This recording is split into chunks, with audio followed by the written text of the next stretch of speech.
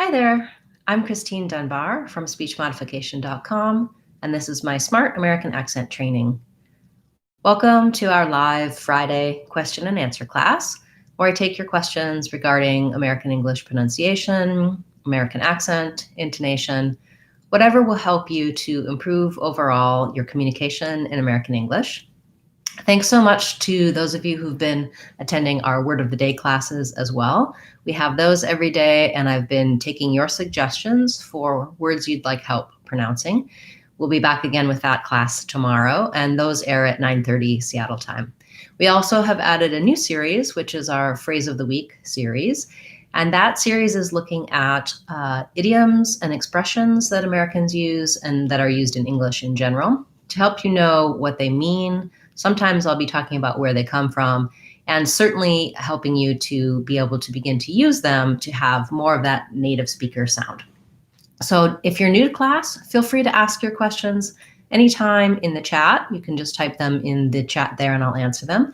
And to get started, I'm going to talk a little bit today about what I like to call real talk. So when we work on pronunciation, often we're trying to be more exact about getting all of the sounds in the words. And the problem with working on pronunciation is that sometimes when I'm trying to create correct patterns that I have, I begin to perhaps overpronounce my words and sentences. You can hear how if I'm stopping and pausing between words, putting all of those sounds in, it doesn't flow smoothly and it doesn't sound natural. So one of the things that my more advanced students and clients work on is beginning to know how to connect words and how to move from word to word easily while still maintaining that correct pronunciation. This is something, that you all do actually naturally already. You already use reductions, you already connect speech, but looking at specific examples of it can highlight for you the differences between written words and spoken words. So let's take a look at two short phrases. We're going to look at the phrase have to and have it. And I won't say those phrases that way in connected speech. When I'm saying the words have to, as in I have to tell you something, I have to go now, I have to call you, if you listen closely, you'll hear that rather than saying have to, I'm linking those two words, and my V is turning more into a voiceless F sound. So not have to, but have to, have to. And also not ooh, not have to, but rather have to, have to. That becomes the vowel schwa, sounds like because to is an unimportant, unstressed word.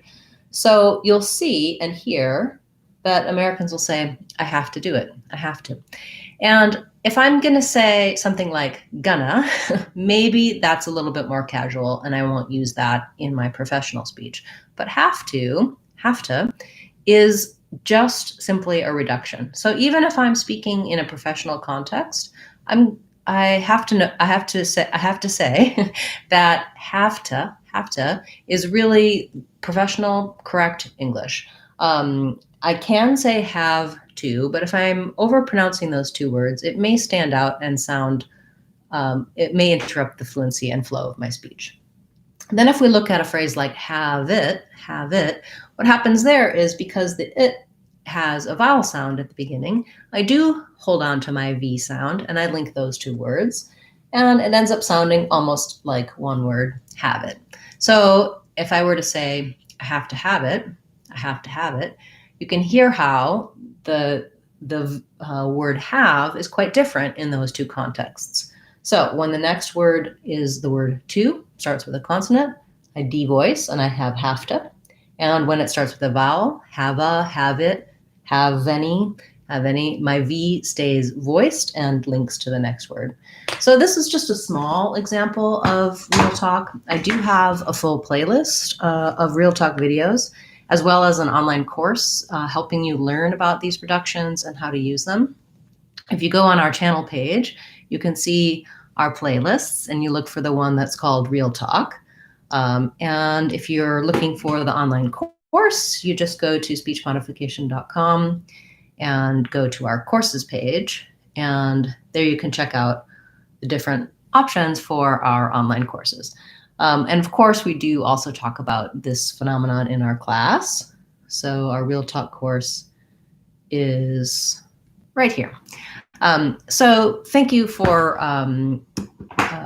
listening while I was talking about that topic. I always like to introduce many of these things come up naturally with your questions, but I also like to introduce some topics from time to time to let you know about other resources that we have. Many of you attend these live classes for the question and answer and also our word of the day classes. And I want to show you a little bit broader range of different kinds of videos and classes that we offer here. Hi, Dana. Nice to see you. She wants to know about pronouncing the name Nguyen in an American accent. And then she has some other words for us. Okay, so Nguyen is a common Vietnamese name. And we have many people in the US and, of course, all over the world named Nguyen. And I actually have researched this before, and I had an error myself on my pronunciation. I think that you can say it like Win. But let me double check that and verify for you. I know that Americans make mistakes on Nguyen. And I'm wondering if we say the N sound or if we just are supposed to just say the win. I think that this might be correct. So let me get back to you and let you know on that. And your other words are vowel and vowel. Good. So vowel as in repulsive and vowel as in a small container of something have the same pronunciation. So they both have the diphthong I, the voiced V, and the dark L, vowel. So there's a little bit of an I and I'll, vial. Yeah, okay, so same pronunciation for those two words, and the challenge is when I'm moving from the I to the schwa before the dark L, I'll, I end up with a little bit of a glide sound in there. If I say it quickly, vial, I don't really have to stretch out those sounds, but if you're having trouble pronouncing it, it may be that you need to practice going from the one vowel sound to the next. Thanks, Dana. And sorry, I don't have a better answer for your question about the Win name. I'll get back to you. And we maybe, I can bring that up in our Sunday members only class and answer it then for you. Hi, Sadie. Nice to see you. Andrew would like to know how to pronounce participate. Participate. So this word has second syllable stress. And the reason it's useful to know that is because the stress syllable, because there's the T in the middle starts a stress syllable, we actually say the T sound in participate versus a word like party. This T sound would be a flap and it sounds more like party, it sounds like a light D, but in participate, and that's because the stress in party is on the par syllable and the T sound comes between two vowel sounds. But in participate, we want to practice a word like that by starting on that stress syllable. And so just like a word that starts with a T, Americans will actually say this T, tis. It has the lax I vowel, and that letter C says S. And then this letter I says more of a schwa sound, like tissa. This A has secondary stress, and we use a clear A there. So just like it looks like the word ate and a P, you can think of this as the A as well. Participate. So my apate needs to be short and unstressed, and then participate. We can use an R here. I can say participate. I also think Americans will shrink that R to an participate. Probably better to practice with R, participate. But it's because it's short and unstressed, you'll hear people say, I'm going to participate. So that R can get reduced to an there. That is a challenging word. Also, looking at a word like participation, that's even more likely for that par to change more to a per, participation, because the patient, the second to last syllable, gets stressed. Okay, and also words that end with T in American English, we tend to, on those T's, use a stop T. So I can say participate, but if I'm just ending the word, I'm going to participate. I tend to use a stop T where I lift my tongue and I don't let it release. This is another example, like with have to and have it, where if I was going to say participate in, then my T might turn to a flap, and as I link it, I would make it more like a D. Okay, so probably maybe a little more than you wanted to know about the word participate. Sorry, I got a little distracted by all of the different permutations there. Nadine would like to know how to pronounce data. Oh, and that's going to be actually our word of the day in just a couple of days. So I'm going to leave a more detailed explanation for that word of the day class. I believe that's going to be on Monday. And I'll just tell you that you can either say data with the tense A and a flap T, so it sounds kind of like data, or you can say data, and that ah sound is the ah from Black Cat, so data or data. In both cases, though, I don't say that T as a T. I say it as a light D, the flap T. And my recommendation that I make in the word of the day video for that word is that if you're not sure about which to say, either do the one that's easier for you or listen to the people around you if you're using that word at school or at work. And if more people say data there or data there, follow along with what people say. But first and foremost, whichever one works best for you. They're both widely used and acceptable pronunciations. Okay. Berenice wants to know how to pronounce derived. So the solution was derived by. We have second syllable stress here. So words that have an E, like D-E, R-E, or B-E in the first syllable when it's unstressed, that letter E is going to say your I vowel, your pink pig. And so it sounds like D rather than D. So that's one thing to watch out for, that the spelling makes us think we should say derived, and we actually want to be light and short on that first syllable. Sounds like derived. The I, letter I, says the sound I, the diphthong I in this word. And then there's no sound associated with that E. We go right from the V to the D, as we do with all ED words that have a voiced sound at the end. So derived. You may find that D wants to drop off, or that V and D wants to become more of an F and T, and you want to avoid that accent error, derived. If you find that challenging, start with your R, rive. Make sure you're using the correct V position, and then add your D, rived, derived. And then working on words like derived, that's going to help you with other words like arrived, contrived, etc. Anything that has a V and a D at the end. Thank you. That was a good request. Sadie wants to know about the words car and bar. So for these words, basically you're going to want to use your R diphthong, and again, if you build that from your you can just say your and then your R.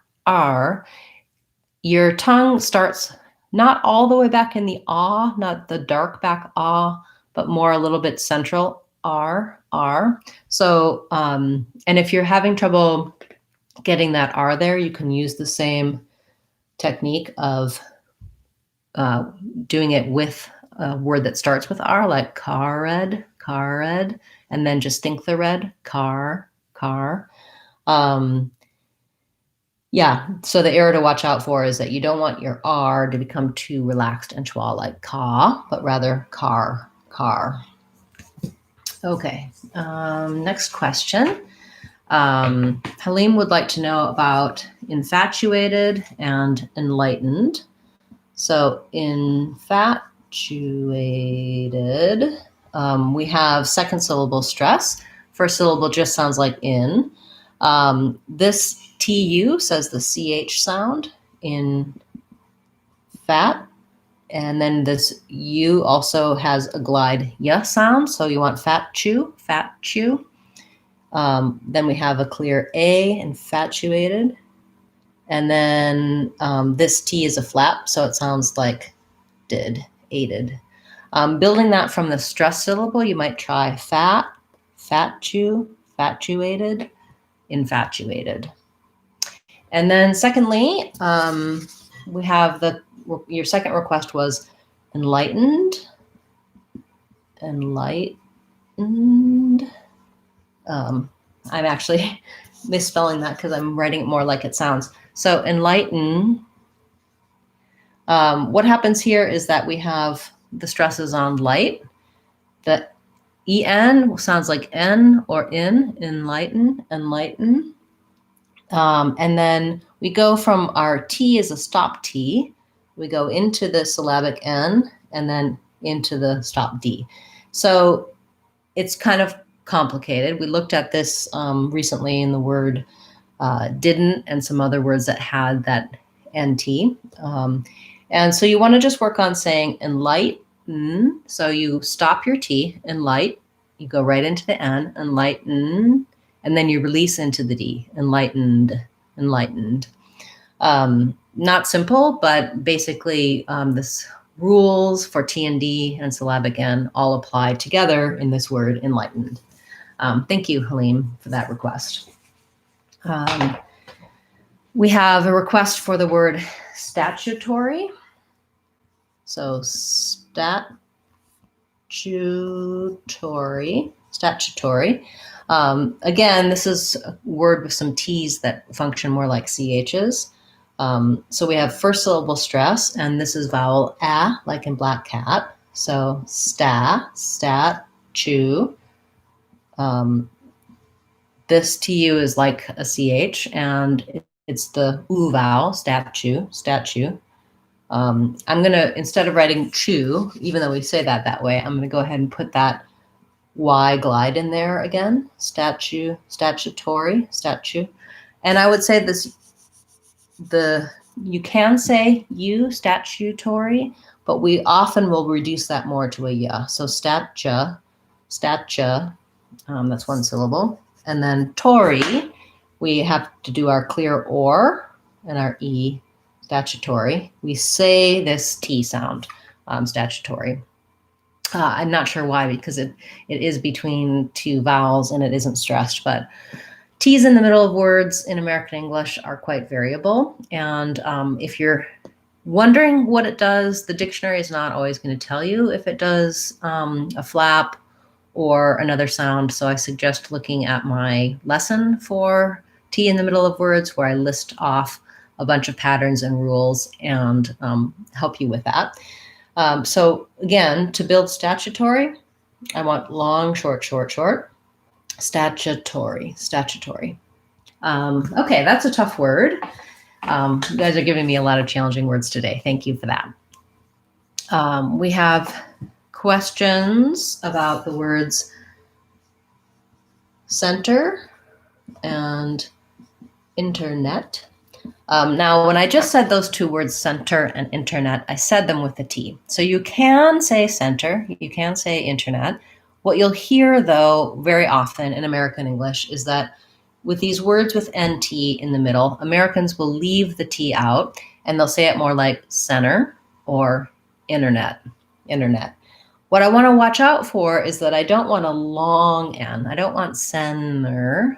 That definitely sounds wrong. I kind of mark that T with a little bit of a stop and making my N very short, center. Same thing with internet. I don't want to have inner, not a long N, internet. That sounds wrong, but internet with a very short N. And they both have the red tent vowel. And then make sure you do use your tight back American R, center, internet. But those ers are not stressed, so try to be in the right position for the American R without saying center or internet, not a strong there, just the correct position. And yeah, okay. Again, I don't mean to make light of the challenge presented by that American R, but I'm trying to let you know that you want to avoid senta or ina net. Those unstressed ers sometimes are the ones that are the most likely to go more into that other pattern of sounding like a schwa instead of an And as you're practicing, you may have to say center or center. You may have to really work hard to get that R. As you work through the levels of practice and you're trying to use those words more easily, making sure you still do an but that it's not strong, not center, but center, internet. Great.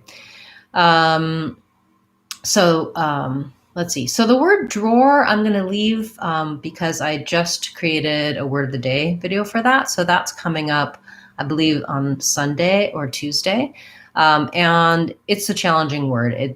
You have to kind of do the double R's. A lot of these words that have more than one R sound are going to be tough, even for a native speaker to say. So watching for how we connect and move from one R to another in words. You can see a number of these challenging R videos on my American R playlist. And also when you go to the channel, you can search from the home page. You can type in your word. You can also see the upcoming videos. And so if you look here, we have coming up